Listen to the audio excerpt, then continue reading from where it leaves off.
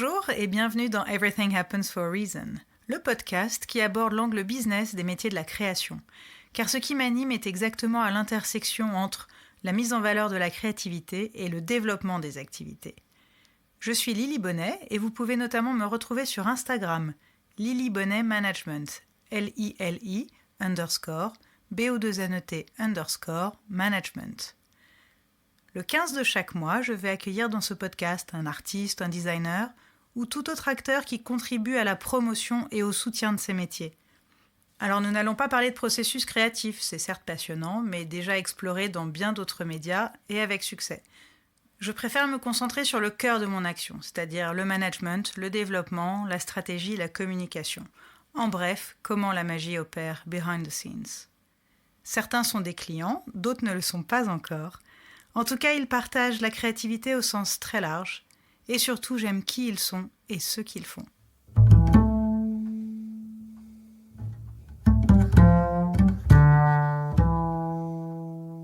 Quand on demande à Isméry comment elle se définit, elle dit tout sauf coiffeuse. Elle déteste le mot d'ailleurs, auquel elle préfère l'équivalent masculin de coiffeur. En anglais, on dirait qu'elle est hair stylist, styliste cheveux. Bon, ça sonne toujours plus cool en anglais. Et surtout, c'est un terme qui est un peu plus global, plus fun et plus moderne. Bon, alors Isméry, elle est hair lover, amoureuse des cheveux et surtout des gens. Dans un salon-appartement situé 3 rue du Buisson-Saint-Louis à Paris, elle parle toute la journée, mais pas pour parler de la pluie et du beau temps, comme dans les salons de coiffure un peu à l'ancienne. Non, elle parle de sujets de fond, de coups de gueule, de coups de cœur, de coups de chaud et de coups de stress. Notre entretien est d'ailleurs à son image, tout en détente, sincérité, transmission, humour et imprévu aussi. C'est la première fois que j'ai dû changer 3 fois de mise en place pour enregistrer en cours de route. Mais après l'interview, on a même décidé de ressortir les micros pour enregistrer un bonus sur le coaching, car elle trouvait qu'elle n'en avait pas assez parlé, alors que ça lui a, je cite, « changé la vie ». En 10 ans, grâce au coaching notamment, elle s'est révélée entrepreneur et a appris à être manager. L'apprentissage de toute une vie finalement.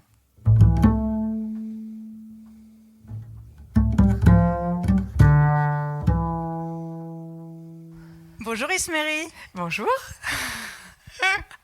Ça va ?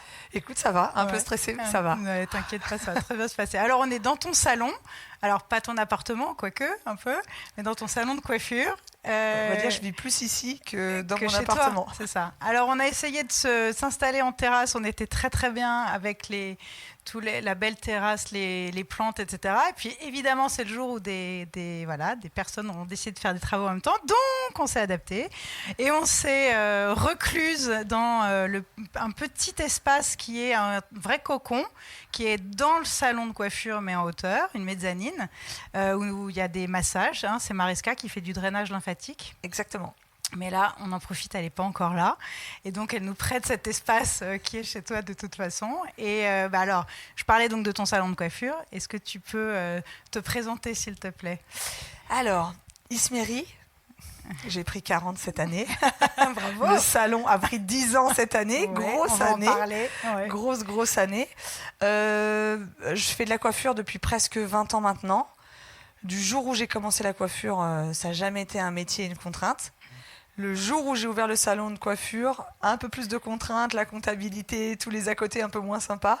Mais sinon, j'ai l'impression que j'ai jamais vraiment travaillé de ma vie, à part J'adore ce que je fais et voilà. Génial. Alors, avant de rentrer dans le vif du sujet, je voudrais te poser ma première question, qui est la question récurrente, tu le sais, puisque tu as déjà écouté le podcast. Le titre, donc, c'est « Everything Happens for a Reason ». Qu'est-ce que ça évoque pour toi ? J'ai écouté toutes les autres réponses, je vais essayer de ne pas tricher.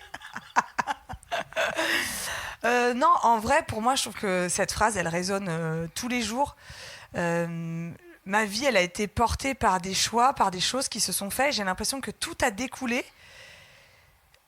C'est pas que j'ai pas l'impression d'avoir pris des décisions, mais presque c'est devenu à moi comme ça, sans réfléchir, instinctivement. Donc ouais, effectivement, cette phrase, elle résonne énormément pour moi. Et tu vois, c'est marrant ce que tu dis, tout est venu à moi, mais en fait, tu le disais, tu as fêté les 10 ans du salon cette année, c'était le 21 juin, vous avez fait une grosse fête. Oh oui. Oh oui. De toute façon, ça c'est un peu récurrent. Les voisins s'en souviennent. Voilà. Et en fait, ce que j'ai beaucoup apprécié, c'est que tu as partagé sur Instagram un peu toute la genèse, finalement. J'ai même fait des screenshots de tes stories parce que j'ai trouvé ça génial et je m'en suis beaucoup même inspirée pour la préparation de cet entretien. Et donc, tu expliquais que tu as commencé avec un Kiss Kiss Bang Bang, donc c'est du crowdfunding, du financement participatif.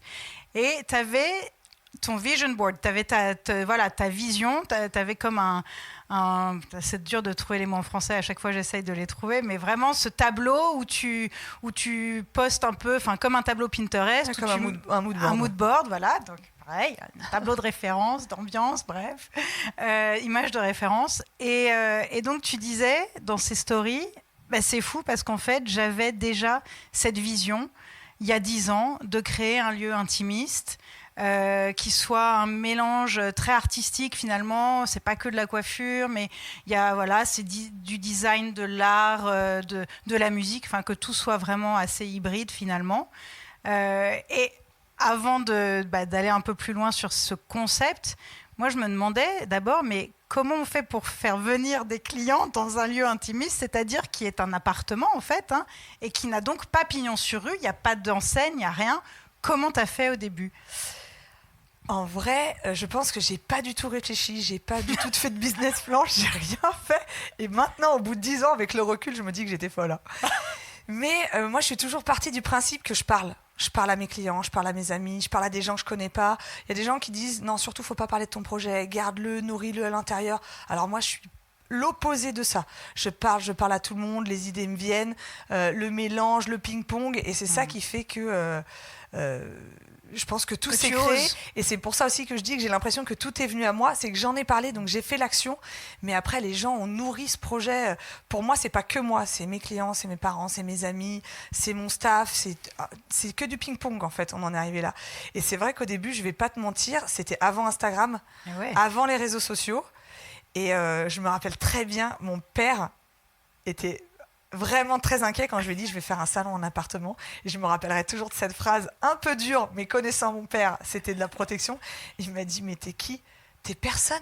Qui va venir au 4e étage d'un immeuble que personne ne connaît au fin fond de Paris pour se faire couper les cheveux par toi ? Il avait tellement peur que je me plante. Mais en même temps, je crois qu'il s'est dit si elle se plante, elle apprendra les échecs. Mais c'est vrai qu'il avait peur au début. Et c'est vrai qu'on a ouvert, en plus, je pense, une stratégie incroyable d'ouvrir juste avant l'été, quand il n'y a personne à Paris. Donc quand je dis le 21 juin, grosse fiesta, et là, juillet, personne, août, personne. Et je voulais absolument du bouche à oreille. Je voulais absolument sélectionner toute ma clientèle. Je voulais pas coiffer tout le monde, parce que j'ai une niche et je voulais faire que ce que je sais faire. Donc par exemple, je déteste faire des brushings. Donc pour moi, dans ma tête, je voulais pas faire venir une nana du 15e, 16e qui adore les brushings, qui a un coiffeur qui lui fait un brush de dingue, parce que chez moi, elle va être déçue. Donc je voulais vraiment, quand je dis sélectionner ma cliente, c'était ça. C'était pour faire que ce qui me plaît. Et bon, quand même, au bout de 2 mois, quand il y a personne, c'est dit bon, faut peut-être prendre une décision. Et là, j'ai une amie qui vient et qui me dit non mais Ismé, je connais quelqu'un, on était au collège ensemble, elle s'appelle Didi, elle est vraiment hyper sympa. Je pense pas qu'elle je pense pas qu'elle se rappelle de moi, mais moi je la suis, elle est géniale, contacte-la. Et franchement, en toute honnêteté, j'ai même pas regardé ce qu'elle faisait, j'ai rien regardé, parce que bouche à oreille, cette nana elle est cool. Donc si elle me conseille quelqu'un, pour moi c'est automatiquement cool. Donc je me suis même pas posé de questions. J'envoie un mail, mais comme si bonjour, on m'a parlé de toi, voilà. Je voudrais savoir si tu étais intéressé. Je te coupe les cheveux, voilà, on fait un petit deal. Un échange, mais vraiment hyper spontané. Et là, Delphine me répond. Franchement, je fais jamais ça. J'ai horreur des gens qui m'abordent comme ça. Mais toi, c'était tellement frais, tellement spontané, tellement naturel que ça m'a plu. Et elle est venue, je l'ai coiffée. Super bien matché, d'ailleurs je la coiffe encore aujourd'hui, on s'échange toujours sur Insta, on papote, elle est partie vivre à Toulon mais on est toujours en contact. Génial. Et je me rappelle très très bien, un jour elle m'appelle, elle me dit Ismé, je poste aujourd'hui donc prépare-toi. Je raccroche et dans ma tête je me dis calme-toi, il ne va pas avoir 400 appels non plus. Ah bah si, j'ai raccroché avec elle et le téléphone n'a fait que de sonner. Et là les gens qui sont venus ont ramené leurs copains. Après, c'était à nous de transformer le point. Il fallait qu'on soit bon. À l'époque, j'avais ouvert avec Alex. Ouais. On était 2. Et je pense qu'on a transformé le point. Je pense qu'on a vraiment réussi parce que celles qui suivaient Didi, les clientes, matchaient complètement avec notre univers à nous. Donc ce côté cheveux naturels, pas de brushing, tu te lèves détendu, on rigole. On parle, voilà, moi je parle, pendant que je coupe les cheveux, je parle à mes collaborateurs, je parle avec l'autre cliente, je parle avec l'assistante et tout le monde s'échange et parfois on se retourne sur la terrasse, les clients parlent entre eux. Et vous connaissez ? Pas du tout. Super. C'était vraiment ça l'idée et ça a vraiment matché. Delphine, l'univers de Delphine et le mien. Et là après, franchement, ça a été que crescendo. C'est ça, clairement. Tu vois, c'est marrant parce que alors, moi, comment on se connaît ? En fait, je suis cliente. Et depuis 10 ans, je suis là depuis le début, franchement, pratiquement. Voilà, exactement, rue des Jeuneurs, grâce à Axel qui nous avait présenté. Et en fait, j'ai essayé une fois de faire une infidélité au salon. Je te l'avais même avoué. J'ai été une fois dans un autre salon que je ne vais pas nommer, où certes, ça coiffait très bien, mais justement, je n'avais pas cet esprit-là. Et ça m'a terriblement manqué. Et au-delà du talent, parce que quand même, il faut le dire, alors moi, j'ai en plus une sacrée tignasse, pour ceux qui me connaissent et qui voient. Donc, c'est un gros challenge de me coiffer, parce que j'ai un cheveu souple, un peu frisé, un peu de tout. Attends, tu décris, ils sont magnifiques, tes cheveux. Ouais, je sais. Bref. Mais je sais que c'est un challenge quand même. Et tu as su tout de suite comprendre ma tête, en fait. Et même ma tête à l'intérieur. C'est-à-dire de vraiment ce match de ce qu'on appelait dans les années 80-90 un visagiste. mais c'est ça, en fait. C'est vraiment de complètement... Il y a de la psychologie beaucoup aussi, évidemment. Et de... toujours quand même essayer parfois de proposer, d'aller un peu plus loin, de challenger les clients. Pas trop court. Mais de t'adapter complètement et de faire quelque chose qui est naturel. C'est-à-dire que quand le lendemain, 3 jours après, c'est de mieux en mieux. C'est pas alors que souvent chez le coiffeur, c'est le contraire. T'es trop bien quand tu sors et puis après... Pour moi, l'idéal, c'est ça. C'est plus la coupe, elle vieillit, mieux elle est. Et voilà. Et ça se ressent. Donc, mais cet esprit... Moi, je l'adore. Et je sais que c'est en effet comme ça que tu fidélises. Parce qu'on disait comment tu as fait venir les clients au début. Et tu l'as dit très justement, tu as transformé. Vous avez transformé parce que c'est là qu'on parle, voilà, ce terme un peu marketing, vente, fidélisation de la clientèle. Mais c'est le talent, mais c'est surtout le service. Pour moi, c'est la clé. Je pense effectivement, pour moi, l'atmosphère, c'était hyper sympa. D'ailleurs, j'ai jamais trouvé un nom parce que pour moi, le mot client, ça me dérange. Ouais, je comprends. Et en même temps, on va pas se mentir, amis, on se voit qu'au salon, donc c'est un peu trop fort. Ouais. Et je sais pas, j'ai jamais trouvé un mot qui décrit ce qu'on a ici. Parce que après, j'ai quelques clients de gens qui viennent, qui vont à droite, à gauche, peut-être un peu plus clients. Mais voilà, tu vois, regarde, nous, ça fait 10 ans. Oui, j'en ai que je coiffe depuis 20 ans. Ouais. Le stade de client, il est largement dépassé. Ouais. C'est pas comme ça quand les gens poussent la porte, c'est pas comme ça que je les considère. Mais j'aime bien, cette idée. Ok, on va chercher, je vais y réfléchir. C'est une idée. Ça fait 10 ans que je cherche, j'ai toujours pas trouvé. Ok. Et alors, en parlant de nom, justement, tu as donné ton nom à ton salon, enfin ton prénom, Ismery. Est-ce que ça a été une évidence ? Tu t'es beaucoup posé la question. C'est venu comment ce choix ? Alors pas du tout. Au début, dans le premier salon, je me suis associée avec quelqu'un. Ouais. Ça s'est pas très bien passé, mais il avait très bon goût et de très bonnes idées. Et quand on a cherché le nom, on a cherché atelier, appartement, tout était pris, ça existait déjà. Et un jour, c'est lui qui est arrivé, qui m'a dit, mais en fait, tu te rends compte de ton prénom ? Pourquoi les gens, tu veux pas d'un salon de coiffure, tu veux pas d'un truc, les gens ils vont se faire coiffer chez Ismery. Donc pourquoi juste tu l'appelles pas Ismery et les gens iront chez Ismery. Et tu n'auras pas cette sensation de salon de coiffure ou d'atelier, mais juste que les gens viennent chez toi. Parce que pour moi, le plus important, c'était que les gens viennent chez moi. Voilà. Que je vous invite chez moi à faire une coupe de cheveux entre amis. C'était vraiment ça l'idée de départ. Et c'est lui qui a eu l'idée. Et franchement, une fois qu'il l'a dit, il m'a dit regarde, on va chez Colette.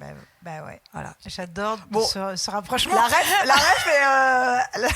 je suis pas modeste sur cette ref, mais voilà, c'était ça. De toute façon, pour moi, c'est la référence ultime, Colette. J'en parle à tout le monde. Voilà, ça reste. Ça a été la ref de départ. Ouais. Oui, ça m'étonne pas. Je sais pas si je serais aussi connue que Colette.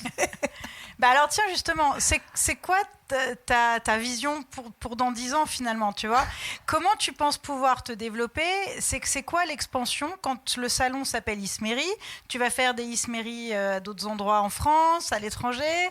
Est-ce que tu vois? Bah oui, forcément, je pose cette question-là. Elle est moi. horrible cette question. Est-ce que c'est purement local ou ça peut se dupliquer, tu vois? C'est la grande question du moment, parce que je suis arrivée à 10 ans. Bah, voilà. Donc je pense que comme dans chaque dizaine, que ce soit pour notre âge ou pour que ce soit pour notre bébé, moi c'est mon premier bébé, je me dis, voilà, c'est quoi les next prochaines années, quoi, les 10 prochaines années. Et c'est vrai que je m'éparpille en ce moment, je réfléchis à plein de choses. Plusieurs salons, c'est sûr que non. C'est pas un truc qui me plaît. Okay. À l'étranger, pourquoi pas, mais j'aurais du mal à bouger moi. Ouais. Mais s'il y avait un partenariat à faire ou quelque chose à l'étranger, ça me plairait beaucoup. Okay. Après, tu pourrais quand même facilement faire un saut de temps en temps. Bien sûr, vois, je veux dire, ça me plairait. Ah. Voilà, plus des choses comme ça. En ce moment, je pense beaucoup à la formation, mais pas la formation purement coiffure. Je pense à une formation coaching, quelque chose de général, mais je pense que c'est très très dur de se positionner. Je pense toi-même, tu sais, tu dis, mais qui je suis pour pouvoir apporter quelque chose aux autres. Donc là, il y a un petit peu le syndrome de l'imposteur, travailler sur soi un peu. Est-ce que je suis prête?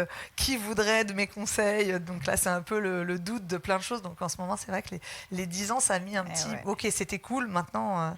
Tu vois, c'est drôle parce que justement, en préparant mes questions, j'ai noté, c'est What's Next, une école de coiffure, point d'interrogation, ou tu vois.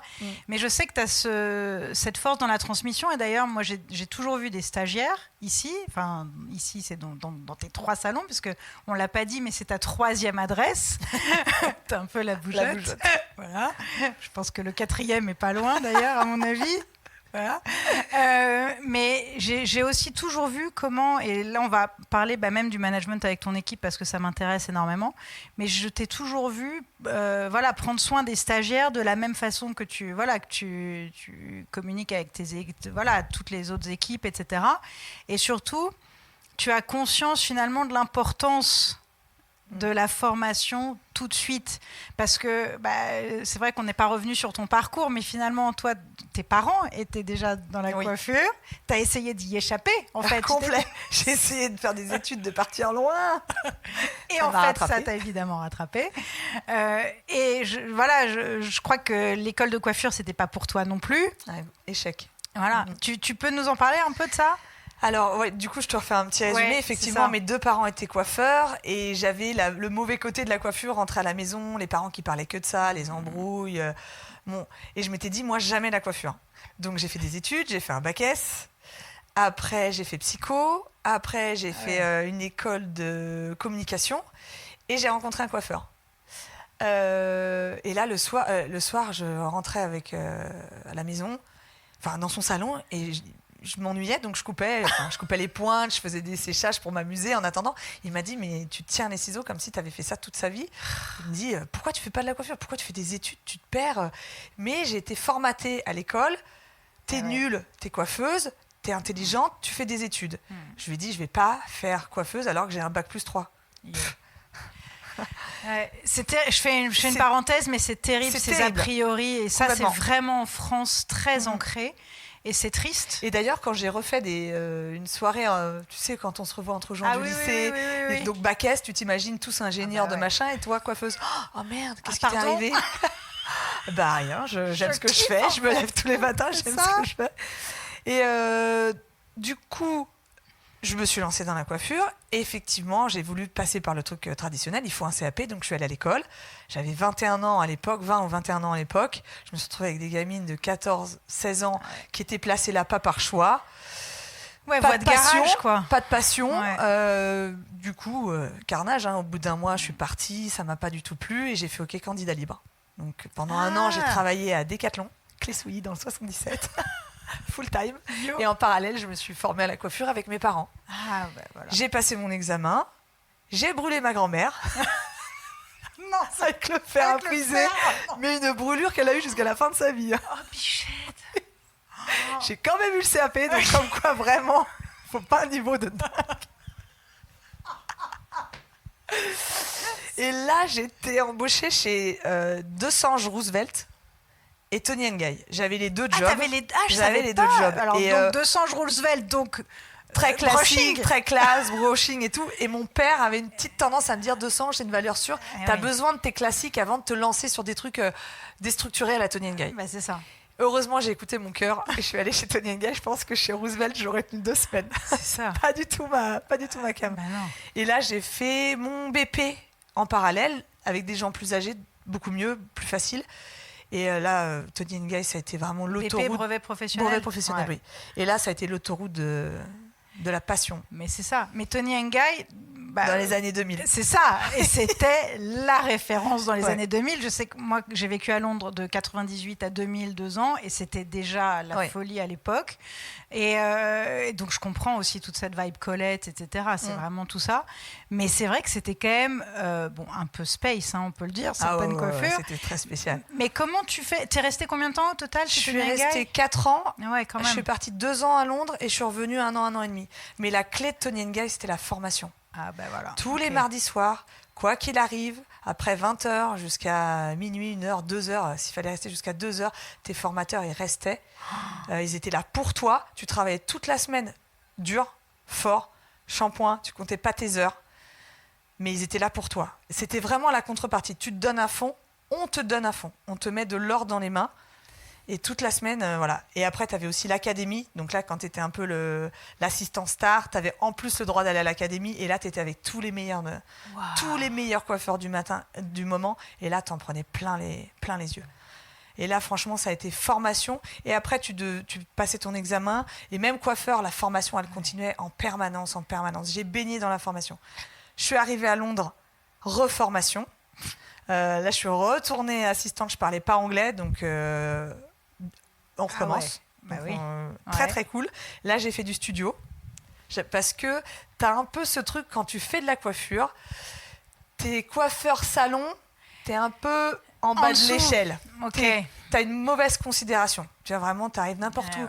Dans un milieu social, tu dis tu es coiffeuse, tu es cataloguée directement. Tu dis je suis coiffeuse de star, je fais des studios, je fais du cinéma, tout de suite t'es au-dessus. Okay. Alors que ça se trouve, t'es dans la mode, mais t'es assistant et que tu fais que porter des sacs. Peu importe, t'es dans la mode. Même si c'est pas toi qui est pas le coiffeur référent, c'est quand même mieux. Bah, c'est un peu comme les stylistes. Hein, Exactement. Donc j'ai absolument voulu essayer ça. Et j'ai tenu 1 an. Pas du tout moi, pas du tout ma cam, pas du tout mon univers. J'ai assisté quelqu'un d'incroyable que j'ai adoré assister. Tellement de pression. Le jour où il m'a dit ok, je m'occupe du caractère principal qui était une femme et toi tu peux faire les hommes, j'ai pas pu mettre le pied sur le set de stress et d'angoisse, de peur. Mon corps n'a pas bougé. Il m'a dit viens. Il m'a regardé, allez viens. Je suis restée figée comme une statue tellement j'ai eu peur de me faire allumer ou de faire une erreur. Et là je me suis dit ok, c'est pas pour toi. Tu vas pas faire une vie avec ce stress là. J'ai raccroché. Alors que j'avais une position j'assistais en première assistante d'un coiffeur incroyable. Voilà, là j'ai raccroché et en même temps à Londres, j'arrivais sur mes 30 et j'étais là, ok, je gagne vraiment pas ma vie, je me suis jamais autant amusée, mais j'ai vraiment pas un pesos devant moi. Donc je rentre à Paris. Là, c'est très très dur. Là, je sombre un peu dans une dépression. Parce que je passe d'un pays hyper ouvert où tout est possible, où les gens ne jugent pas. J'allais en soirée, je rigolais. Là, je rentre à Paris, c'est dur. Les gens te jugent, c'est sélectif, c'est compliqué. Je retourne dans mon ancien job qui est plus pareil, plus la même ambiance. Bon, j'adore quand même toujours les gens avec qui je travaille parce que pour moi, Tony & Guy, c'est vraiment ceux qui m'ont tout donné. C'est vraiment ceux qui m'ont donné la passion de départ. Mais l'univers, c'est plus ce que j'aimais. Moi, travailler à la chaîne, dans un truc et tout. Et je me dis que j'ai vraiment envie d'y aller, de te lancer. J'ai pas du tout envie d'ouvrir un salon. Hein. J'ai vraiment envie de travailler dans un appartement, un truc un peu cosy. Et là, je commence à chercher. Bon, je vais pas donner des noms, mais tout ce qui se passe en appartement, c'est un peu trop poche pour moi. Ouais. Trop de brushing, trop de petites starlettes. J'ai envie de coiffer des gens comme moi. J'ai envie de coiffer des gens normaux, sympas, voilà, pas de prise de tête. Et là, je rencontre ce fameux associé que j'avais rencontré déjà des années bien avant. Je lui parle de ce projet. Il me dit, mais attends, moi j'ai un local, je n'utilise pas l'espace. Viens, on ouvre ensemble, go. Donc là, je t'avouerais que j'ai tellement... Et lui, il était dans la coiffure ? Pas du tout. Lui, non, était dans l'édition, il avait un magazine, ah oui, mais les nouveaux projets, ça le faisait un peu vibrer. Il me dit, viens, go, on y va. Et là, franchement, je regarde rien, je regarde pas ce que je signe, je fonce. Il avait beaucoup de goût, il m'a vraiment mis le pied à l'étrier. Et donc là, le fameux départ avec Didi, tout cartonne, et au bout d'1 an et demi, ça s'envenime quand on n'est pas avec l'associé. On faisait pas le même job, on participait pas sur les mêmes choses, et je me sentais pas de continuer avec lui pour plein de raisons. Et là, ça s'est vraiment pas bien passé. Donc là, il y a eu vraiment grosse embrouille avec des trucs pas cool, un peu d'agressivité. Donc il a fallu vite qu'on décampe. Voilà. Mais malheureusement, quand tu as une société avec juste un bilan et que tu n'as pas d'argent de côté, puisque c'est hyper dur. Je pense que tous les gens qui montent une boîte savent que la première année, il n'y a rien. On fait que de travailler pour payer les salaires, payer les charges. Et donc, je pars un peu compliqué. Et là, encore, les clients. Donc là, j'ai une super cliente qui me dit, mais Ismé, change. Je dis, ouais, mais là, en location, je trouve rien. Les gars, ils me demandent 6 mois de loyer d'avance, 1 an de loyer d'avance bloqué sur un compte. J'ai pas cet argent. Elle me dit, mais Ismé, achète. Achète quoi? Je viens de te dire, j'ai pas d'argent. Et la nana me dit, attends, tu vas voir, j'ai un super banquier. Elle travaillait elle-même dans la banque, mais sur des gros dossiers. Elle m'a dit, à partir d'1 million d'euros, j'aime autant dire que j'en étais pas là. Donc, elle me présente ce super banquier. Et lui fait vraiment un vrai job de banquier. C'est-à-dire qu'il s'intéresse à mon dossier, il va voir ce que c'est, il va voir ce que c'est Tony & Guy, d'où je viens, que effectivement j'avais un très gros loyer, que je partais sur quelque chose de plus petit avec 2 fois moins de loyer, mais que j'avais jamais eu de problème à payer aucun autre truc. Donc il fait vraiment un vrai dossier avec moi. Et là, se loger, je trouve un truc, encore quand je te dis que ça vient à moi. Les opportunités, voilà. Opportunités. Et là, sûr. c'était en construction. Donc mon père avait pris une première descente sur le premier salon, et là je lui dis, papa, j'achète, c'est en construction. Je le fais visiter, et il pleuvait, il n'y avait pas d'escalier puisque c'était en construction. Donc je le fais monter à l'échelle pour arriver au 2e étage où il n'y a rien. Il y a juste le sol, il n'y a pas un mur, il n'y a pas un toit, on est sous la pluie avec les parapluies. Oui, avec Velux en plus. Enfin, non, mais là il n'y a rien, il n'y a pas un mur, c'est juste le sol. Et il pleut, on a nos parapluies, et je dis à papa, c'est là. C'est génial, regarde, c'est génial. Et là, mon père me regarde, il me dit, tu vas où, ma fille? On est en février, ça doit sortir en septembre. S'il y a un dépôt de bilan, si le mec finit pas son appart, t'as plus rien. T'as rien. Il me dit, t'es sûr que tu veux faire ça? Je dis, je suis sûre. Je le sens, c'est ici. Je vais pas te mentir, il y avait une terrasse.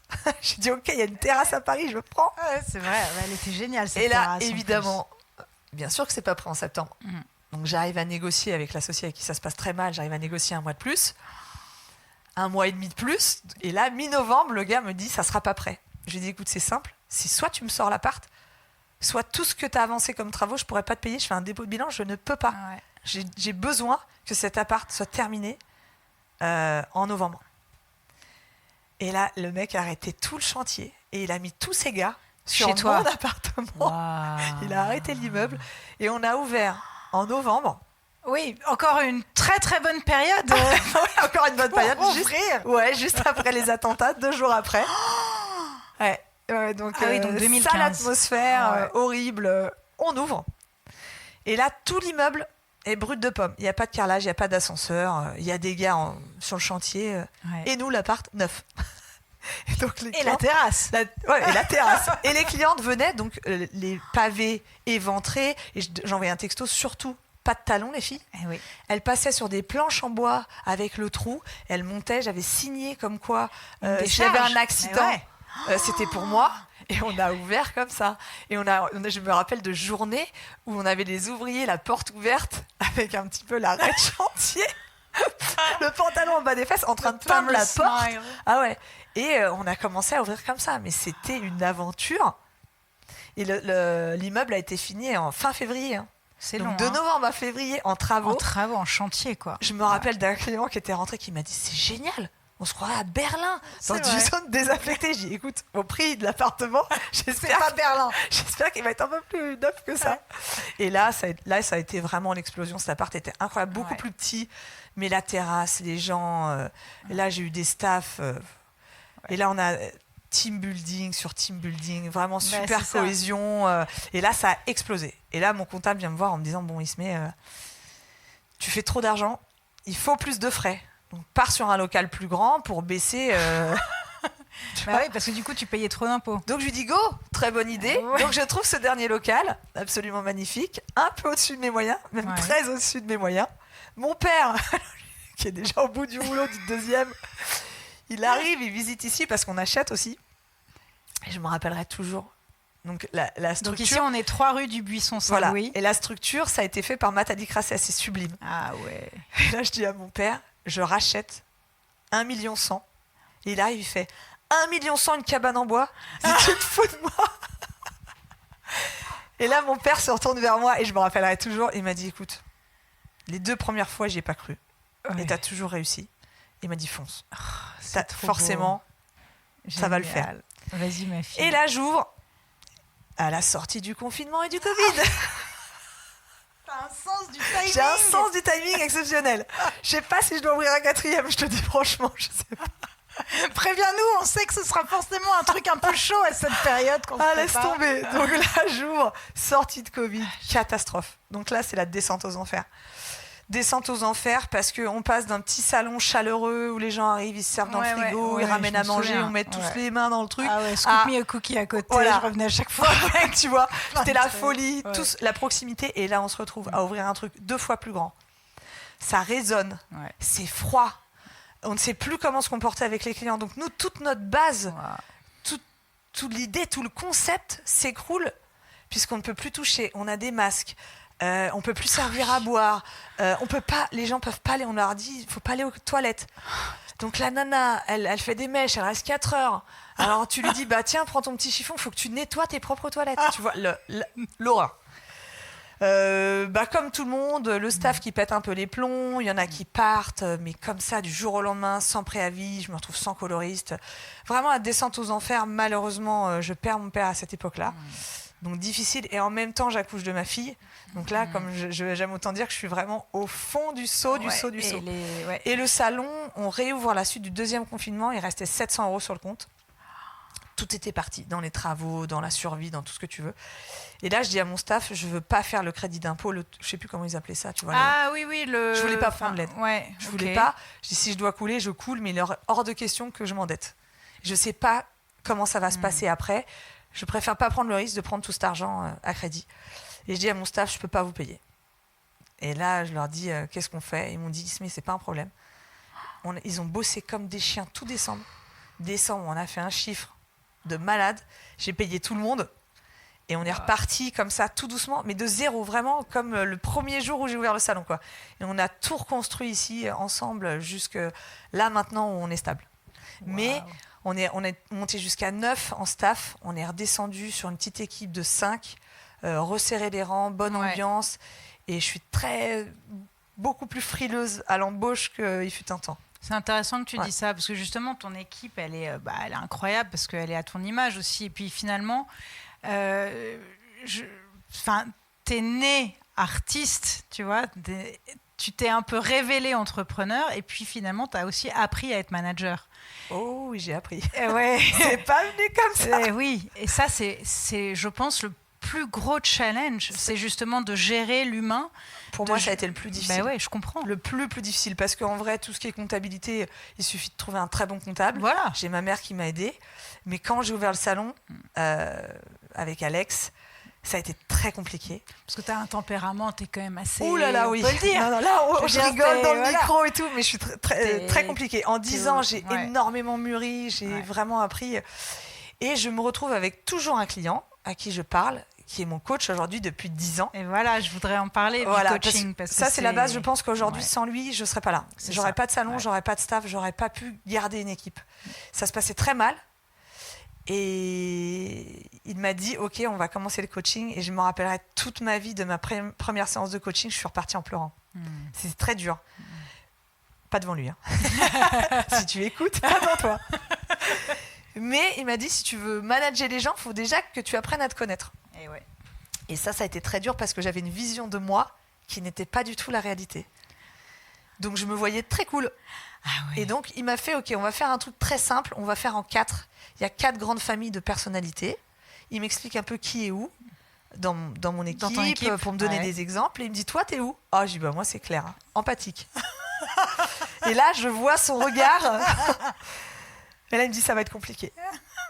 Et ça va être très compliqué parce qu'il me dit, t'es vraiment à l'opposé de l'empathique. Et là, il me fait une description de mon caractère qui est très, très dure. Qui est vraiment pas la plus valorisante. Il m'a dit, toi, t'es dans la même catégorie que Steve Jobs.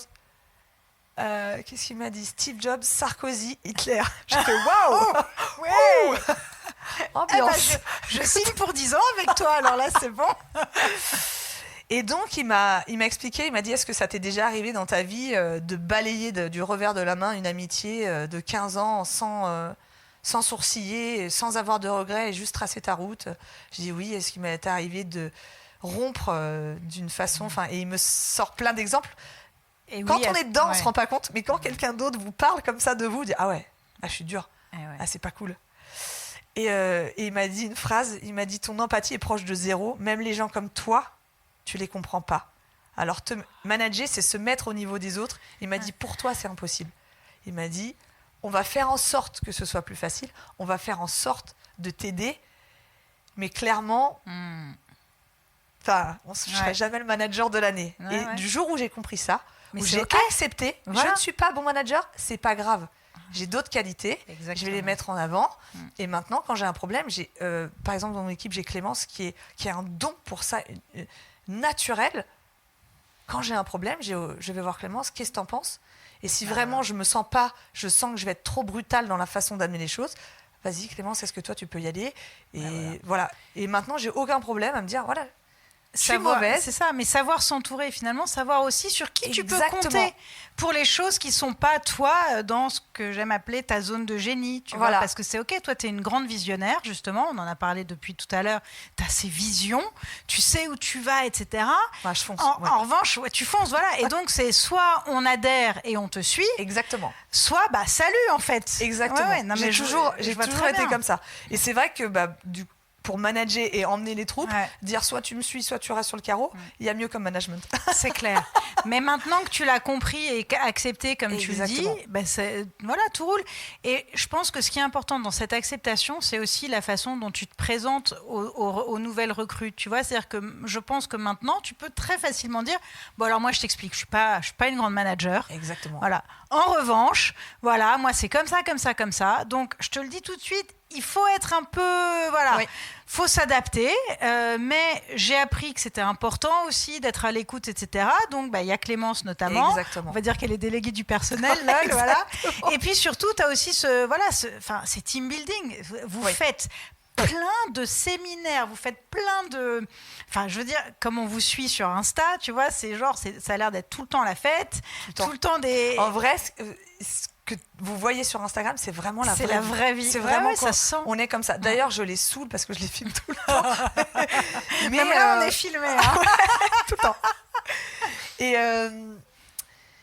le team building, j'ai tellement eu un souvenir chez Tony & Guy de cette ambiance, de la fraternité. Voilà, sans avoir aucun team building. Pour le coup, vraiment, c'était entre nous. Et je trouve que c'est tellement important. Et ça fait partie du... Ah, mais je vous ai vu, vous avez fait l'aviron, et après on en parle avec les clientes, ça fait un tel moment de partage. Et l'aviron, c'était une cliente qui nous a invités, on a fait du canoë-kayak, c'était un pote à moi, on est parti chez lui. C'est pas forcément, on a fait des très beaux team building. Oui, mais tu sais pas le budget de dingue. Voilà, et parfois on peut faire un team building de dingue pour 5 personnes à 200 balles, un truc de dingue. Donc c'est vraiment, parfois on se fait des restos de malades, on se fait des plaisirs, parfois on fait des trucs tout simples, ça passe aussi par les associations. Quand on travaille pour des associations, on est ensemble. C'est un truc qui était un petit peu dur à mettre en place au début, sur les premières équipes, maintenant alors ça roule. Justement, le caritatif, alors déjà je peux pas m'empêcher mais caritatif... Évidemment, jeu de mots, coiffeuse. Le jeu de mots, les tifs, tout ça, c'est dans l'air.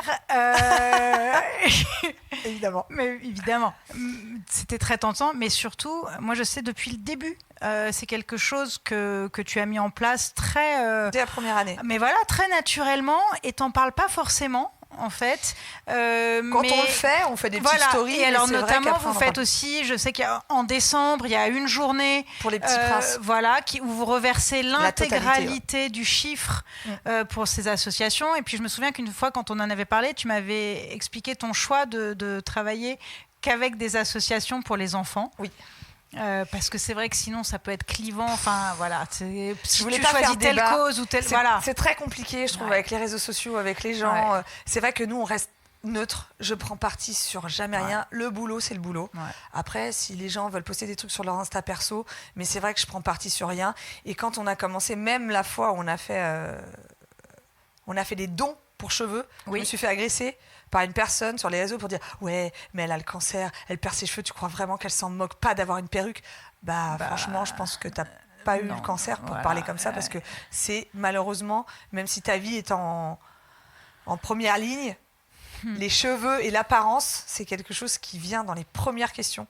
Et donc bon voilà, j'avais pas envie de rentrer sur ce genre de débat. Et c'est vrai que le choix des petits princes pour des enfants malades, voilà, il n'y a pas de débat, il n'y a pas d'embrouille. Mais ça, en tout cas, tu parles d'associations, etc.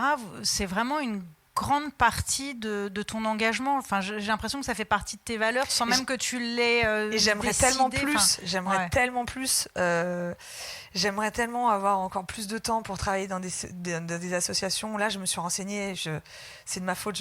Dépassée par le temps, le bébé, tout ça. Toi, de donner du temps, c'est ça Oui, moi, aussi. J'aimerais partir faire de la formation dans des associations pour femmes, pour aider à rebooster reprise de confiance en soi et tout. Et j'ai pris contact, mais la vie, 24 heures, c'est court. Ouais. Si on pouvait avoir des journées de 48 heures, mais tu parles d'enfants parce qu'en effet, t'es maman. Ouais. Et là, elle a 2 ans et demi. Et gros virage. Voilà. Et en fait, moi, j'ai vraiment vu aussi. Alors, moi, c'est pareil. Hein, quand je me suis lancée, c'était aussi. Il avait même à peine 2 ans, mon fils. Et c'était pour moi l'une des raisons aussi pour lesquelles je quittais le salariat, etc. Mais j'ai vu en toi à quel point ça. Donc, tu vas m'en parler, mais j'ai vraiment vu en quoi ça a changé l'entrepreneur. Tu as notamment adapté les jours d'ouverture de ton business à ta vie de maman, parce que vous êtes fermé le mercredi pour que tu passes du temps avec ta fille. Moi, je trouve ça admirable. Mais voilà, parle-nous un peu de ce virage, justement, de maman. Déjà, je pense que l'équipe m'a déjà fait prendre conscience. Moi, je suis vraiment d'une génération, j'ai vu mes parents bosser 7 jours sur 7, 24 heures sur 24. Donc, chez Tony & Guy, je travaillais énormément. Donc, pour moi, comme mon job était ma passion, c'était une évidence de travailler tout le temps. Et je dirais que pendant ces 7 premières années, je travaillais 6 sur 7, entre 10 et 12 heures par jour, et j'ai jamais eu cette sensation de travailler. Je voyais des clients, je passais du temps le soir, on finissait en apéro, on terminait à minuit. Donc, avec mon profil, j'attendais la même chose de mon équipe. Eh oui. Très mauvais. Donc, on est toujours dans le problème de management. Et heureusement, j'ai une équipe qui m'a beaucoup ouvert les yeux, qui m'a beaucoup appris. Et très vite, on est passé en 4 jours chez moi. Donc, on est en semaine de 4 jours. Ils font des grosses journées à côté, mais au moins, ils ont 3 jours. Ouais. Et depuis cette année, j'ai aussi fait samedi, lundi off. Donc, samedi, dimanche, lundi, une fois par mois. Pour donc, chacun. Fermer un samedi pour un coiffeur. C'est génial. Ouais. Ça a été très dur comme décision à prendre, mais je ne regrette pas du tout. Parce que confort de mon staff et confort moi perso. Voilà. Et je pense qu'effectivement, ma fille, ça a été vraiment... le Covid nous a fait réaliser qu'on avait besoin de temps pour nous. Et moi, comme j'ai eu un bébé Covid, ça plus le bébé, j'ai dit OK. Et j'ai fermé le mercredi. Et voilà, une fois par mois. Donc, on a vraiment... bravo. On a vraiment du temps. Et tu vois à quel point ça a modifié la motivation. Complètement. Voilà. J'ai une équipe... les gens restent longtemps. 7 ans, 5 ans, 4 ans. J'ai pas trop de turnover. Et je sais que quand ils partent, ils ont un beau projet perso derrière. Et je leur dis toujours, dès l'embauche, je leur dis, le plus important, c'est comment vous partez. Et les gens me disent, mais attends, j'ai même pas commencé à travailler une journée. Je dis, mais oui, mais parce que c'est le plus important. Il faut que tu puisses revenir travailler là où tu as déjà travaillé. Si tu pars comme ça, tu as tout gagné. Parce que tu parles, il y a des choses qu'on peut faire, il y a des choses qu'on ne peut pas faire. Moi, s'ils ont un projet, je serai la première à les aider. Il n'y a aucun problème. S'il faut des formations, s'il faut des choses, pour moi, c'est hyper important. Je veux pouvoir tous les revoir et qu'on s'entende bien, ou s'ils n'ont pas envie de ne pas revenir, mais qu'on soit parti sur une bonne note et avec un beau projet derrière.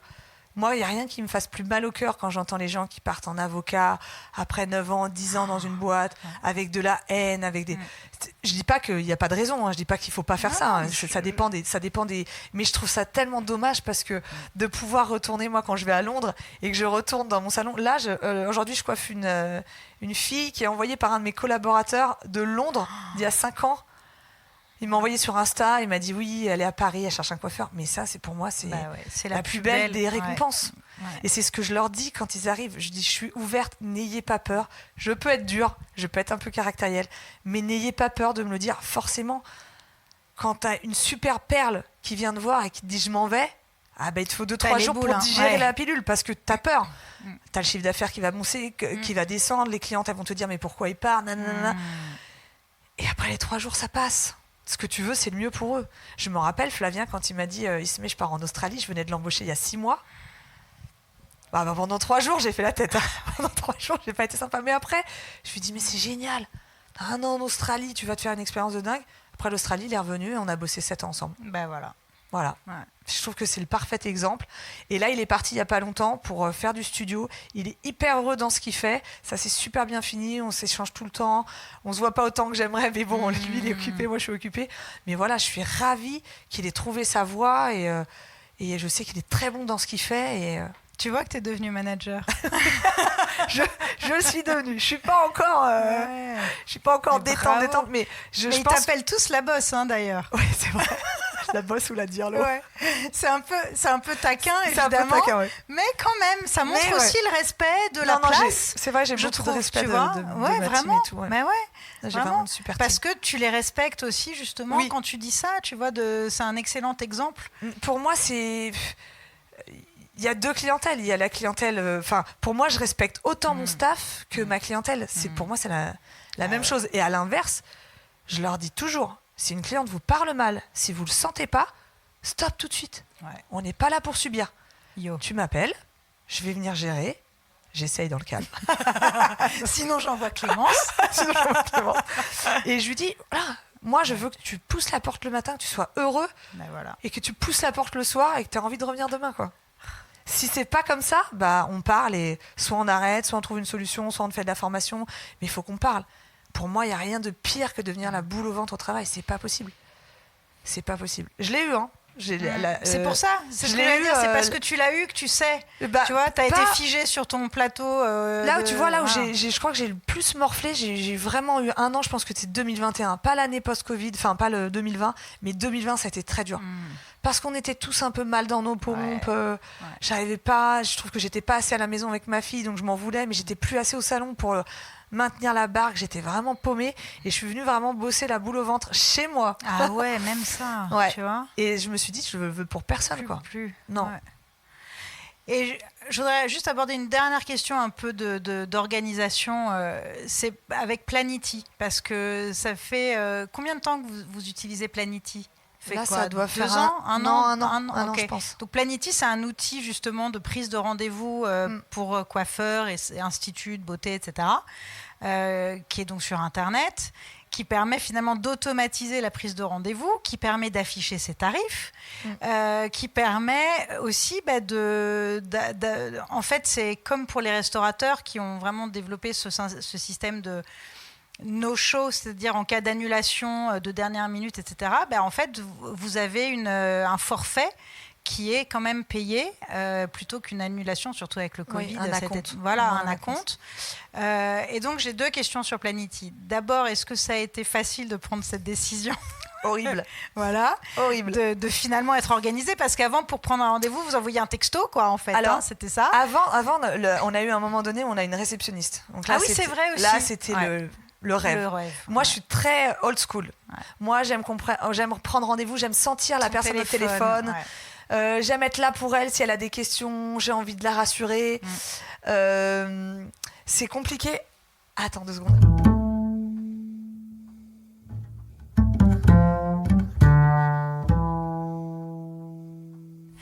On a dû faire une pause pour changer de lieu.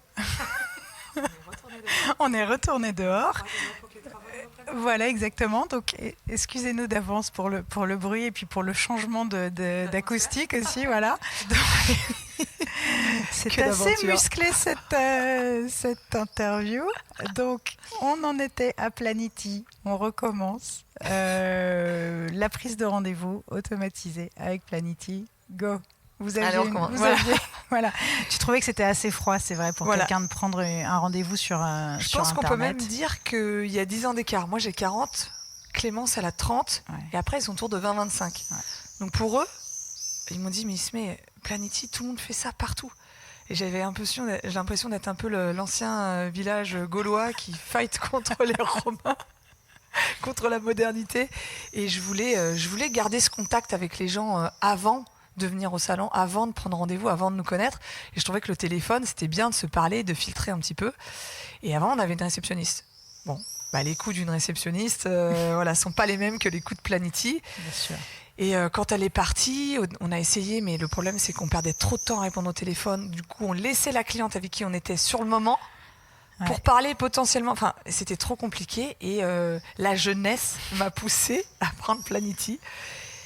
Et je dois dire, aujourd'hui, j'en suis très contente. Même s'il y a des bugs, même s'il y a des complications.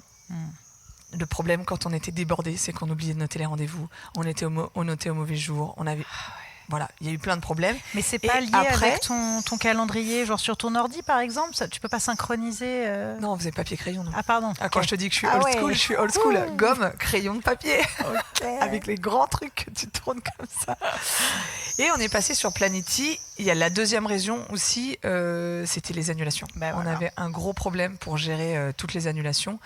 Moi, personnellement, j'en ai quasiment pas. Je suis à, je dirais, 90% de retour. Je fais très peu de nouvelles clientes. Je fais beaucoup de recommandés. Donc, quand la copine m'envoie sa copine, mais souvent, c'est plutôt vers Clémence, Lucas ou Marco qui ont des nouvelles clientes. Et je pense que les gens ne se rendent pas compte. En coiffure, que ce soit en France ou dans le monde entier, on est payé à la com. Donc, on a un fixe et après, on est payé au pourcentage. Donc, quand les filles prennent un rendez-vous et qu'elles ne viennent pas, elles attaquent directement le salaire de mon staff. Et je ne pouvais pas, en tant que manager, je ne pouvais pas laisser passer ça et dire désolé, tu travailles chez moi, mais aujourd'hui, ce n'est pas de ma faute si elles ne viennent pas. Et ce n'était pas possible. Et là, c'était mon rôle de manager de prendre les choses en main. Et avec Planity, on a commencé à faire comment ça s'appelle ? À prendre la carte bleue. Et si les gens ne venaient pas, on prélevait. Mais là, il y a une nouvelle loi qui est passée et maintenant, ils ont le droit d'interdire. Enfin, la cliente peut dire non, la banque ne prélevait pas. Donc, on est passé sur un système d'acompte. Et puis, je trouve ça un peu dur, un peu impersonnel et j'aime pas prélever de l'argent alors qu'on n'a même pas esquissé un service puisqu'on ne s'est même pas parlé au téléphone, même pas. Mais je pense que malheureusement, aujourd'hui, on est obligé de passer par là et je suis obligée de compenser. Je peux pas laisser mon staff... avoir sa rémunération qui baisse parce que les gens se déplacent pas et qu'ils prennent même pas la peine en plus parfois d'appeler. Oui, on parle même pas. Non, encore. Nous ici, c'est très rare quand même. On a une clientèle quand ça annule, il y a quand même une raison et c'est très rare qu'il y ait des no-shows avec même pas un appel. Mais il y en a. Mais c'est vrai que ça s'est beaucoup développé. Je parlais des restaurateurs, mais il y a même eu un collectif, je sais, avec le fooding, etc., de grands restaurateurs, mais que ce soit des petits restos de quartier ou même des grandes tables de chefs. Les gens, tant qu'ils ne sont pas dans le service, ils ne se rendent pas compte. Moi, c'est ce que je dis à chaque fois. Imagine ton boss, il arrive à 18h et il te dit tu vas rester jusqu'à 19h, mais tu ne seras pas payé. Tu restes à ton bureau, à rien faire, tu regardes les étoiles et t'attends. Qui ferait ça ? Personne. Je ne peux pas arriver et demander à mon staff de rester là, d'attendre, de ne pas être payé. Donc, on a été obligé de prendre les choses en main. Et puis, ça fait partie aussi des raisons. On fait du team building, on fait des choses comme ça pour garder son équipe, mais ça fait aussi partie du management de dire je respecte qui tu es, je respecte ton travail.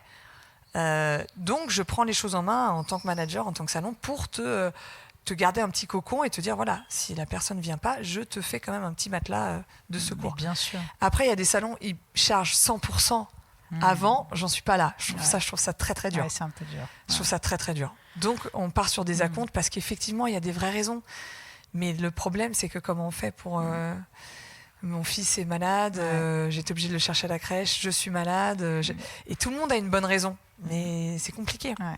Oui, donc, mais tu vois, souvent justement les restaurateurs ils comparaient, si t'as des places de théâtre. Bah, tu vas pas dire au théâtre, en fait mon fils est malade, je le garde, juste t'as perdu tes places. C'est exactement la même chose. Tes places elles sont payées, un concert, tu vois. Tu les revends. Moi ça m'est déjà arrivé. Non mais ça m'est déjà arrivé. Je t'envoie mon copain ou je t'envoie une copine qui reprend le rendez-vous, pas de problème. Voilà, au moins le rendez-vous est assuré. Voilà. Mais c'est vrai que je vois vraiment une très nette différence entre quand on a commencé, où ça arrivait très rarement. Et je sais pas, post-Covid, je pense que c'est normal. Les gens, ils ont samedi, ils ont oh là là, dernière minute, week-end là-bas, ils s'en vont. Ils regardent pas derrière ce qu'ils laissent sur le carreau. Il y a une envie de liberté, de partir, de profiter. Et je pense qu'il y a eu se recentrer sur moi-même, moi, ce dont j'ai besoin moi. Et on part peut-être d'une éducation un peu classique où tu t'es engagé, t'y vas. À qu'est-ce qui est bon pour moi. Donc après, sauf que pardon, mais c'est quand même bon pour c'est bon pour toi d'aller chez le coiffeur, mais bon, je comprends quand on me dit un week-end à la plage et un rendez-vous d'1 heure avec moi, je comprends que tu choisisses ton week-end à la plage. Je sais pas, non, moi je crois que j'hésite quand même, tu vois. Ça dit, moi je viens que 2 fois par an, alors c'est sûr que quand je viens, c'est genre, voilà, et puis c'est prévu, c'est planifié. Mais bon, je pense que c'est une mentalité qu'on changeait, et on a été obligé de s'adapter, et franchement, je regrette pas du tout. Ça a été dur un peu au début, mais maintenant, je regrette pas du tout. Et tu vois, tu parlais aussi du fait que toi, tu as à peu près 90% de retour, etc. C'est intéressant aussi parce que c'est ton salon et toi, ton tarif est un peu plus élevé. Alors, en fait, moi, ça ne me choque pas du tout. Je le comprends, et d'une, et de deux, à Paris, c'est très usuel. Mais tu vois, j'en ai parlé avec une copine qui est à Lyon et elle me dit « Ah, ok, mais je suis pas habituée à ce que le tarif soit plus élevé pour le boss, en fait, pour la Il y a des gens que ça choque, mais en fait, je pense que c'est logique. Si aujourd'hui, je te propose le manager qui a créé le salon il y a 10 ans et le nouveau qui vient d'arriver il y a 2 ans, bien sûr. Il est assistant, il vient de passer coiffeur. Moi, j'ai 20 ans de plus d'expérience que lui. Et au même prix, tu vas choisir qui ? Le manager. Donc, c'est normal. Donc, le petit nouveau, il va jamais se faire sa clientèle. Et le manager se retrouve à bosser 7 jours sur 7, à faire 25 clients par jour. Alors, c'est pas une vie. Alors que si tu augmentes tes prix, tu sélectionnes, tu as moins de clients.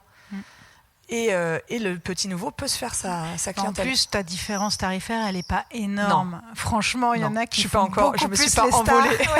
Je suis pas encore envolée. Pareil, on va pas donner de nom, mais oui. Parce que pour moi, j'ai envie de garder une clientèle qui me ressemble, cool. Et moi, je mettrais pas 300 € pour aller me faire coiffer quelque part. Donc, je raisonne comme ça et je me dis que je veux garder une clientèle comme moi et je préfère... alors, je ne vais pas dire que c'est pas cher, je sais que c'est déjà cher, mais je préfère rester dans ce que je trouve raisonnable. Et en même temps, s'il y a des clientes qui n'arrivent plus à me suivre parce que j'augmente, elles savent que qu'à côté, ça suit. J'ai des coiffeurs coloristes qui sont béton armé, donc il n'y a pas de problème. J'adore. Et parfois, j'ai des clientes qui m'appellent, et ça, j'adore, qui sont à l'aise pour me le dire. Elles me disent, mais en ce moment, c'est... passe un peu difficile. Alors c'est mignon parce qu'elle dit je veux pas que tu te vexes. Alors moi je ne me vexe mais jamais. Et même quand tu me dis je suis allée chez un autre coiffeur, moi j'aime bien mes clientes qu'elles aillent voir ailleurs, voir ce qui se fait un peu à côté. En plus comme ça après je questionne. Ah ouais, ça se passe comment? Exactement. C'est pas gênant. Et c'est ce que je leur dis aussi, c'est hyper important quand ils arrivent. Je dis ce n'est pas votre cliente.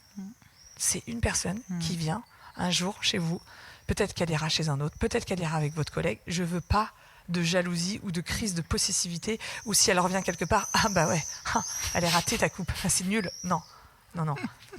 Bon, si c'est vraiment nul, on fait une petite blague, mais c'est tout. Tu vois, fallait pas aller ailleurs. On fait une petite blague, mais franchement, faut pas mettre les gens mal à l'aise, et c'est ça. Non, mais parce que vous avez beaucoup d'humour, ça fait partie de l'esprit aussi. On rigole beaucoup. Quand même. Pour moi, tout pour la blague. Faut y aller. Parfois, ça passe pas, mais je me dis tout pour la blague. Ça passera toujours mieux avec moi, j'ai besoin, le matin, je me lève, il faut que je rigole. Déjà, ça m'est jamais arrivé de pas rigoler une seule fois dans la journée, mais si je rigolais pas une seule fois dans la journée, mais je serais au fond du... je suis comme toi. Non, faut rigoler tout le temps. Et c'est pour ça, franchement, je pense que tout se fait, en fait, ça filtre. Parce que Oui. même, y a des clients, ils sont surpris parce que ça peut être la première fois, je peux tailler direct. Hein. On ne sait pas comment ça peut Soyez se passer. prévenus. Soyez prévenus. Mais on rigole entre nous, on se taille entre nous, toujours bienveillant, toujours bon enfant, mais il faut qu'on rigole. Et quand on fait des team building, c'est ça aussi. Je veux dire, canoë-kayak, se retrouver... Et puis, tu as de l'autodérision, parce que je pense au Dance Challenge, Clémence, je veux dire, tu as quand même... L'humiliation a été dure, mais qu'est-ce qu'on a rigolé. Voilà. J'ai mis 2 jours à la poster quand même. Ah, quand même. Mais bravo. Hein. J'avais vraiment honte. Voilà. Non, mais c'est ça mais qui est génial. C'est vraiment le plus important. Ouais. Et puis je pense que c'est ça aussi... c'est ce que tu disais en même temps, ils m'appellent la Dirlo, ils savent qu'ils peuvent tout me dire, ils savent que je prends les choses bien. Et je pense que c'est hyper important de leur montrer que voilà, il n'y a pas de piédestal, il n'y a pas parce que moi je suis plus chère, je me sens au-dessus de vous. Mais alors surtout pas. Vraiment, le principe, c'est pas ça. C'est ce que je dis aux clients, tu pourrais être satisfaite, tu peux même mieux avec Marco qu'avec moi. Parce qu'il y a aussi une question de goût. Et les 100 €, c'est pas je suis meilleur, ils sont moins bons. C'est pas du tout ça. La différence de prix, c'est vraiment l'ancienneté au sein du salon. Et c'est vraiment pour permettre aux petits nouveaux de grandir plus vite. J'adore. Voilà. On arrive à ton dernier mot. C'est quoi ton dernier? T'as pas le droit à pas trop court, hein, parce que ça en fait 3. Je sais que c'est ton hashtag. Juste un mot. Ouais, juste un mot. Je l'avais préparé, mais en parlant avec toi. Enjoy. Yo, j'adore. Merci beaucoup, Ismery. Merci à toi, c'était vraiment une super expérience. J'avais très peur, mais ça s'est très bien passé. Mais oui, c'était génial. Et en changeant 3 fois de setting. En fait, c'est vraiment juste comme quand on se coupe les cheveux. Voilà. On se coupe les cheveux. Je te coupe les cheveux. Comme tu me coupes les cheveux, exactement. Quand on fait une séance coiffure. Mais exactement. Parfait. Ouais. Trop bien, merci beaucoup. À bientôt. Merci.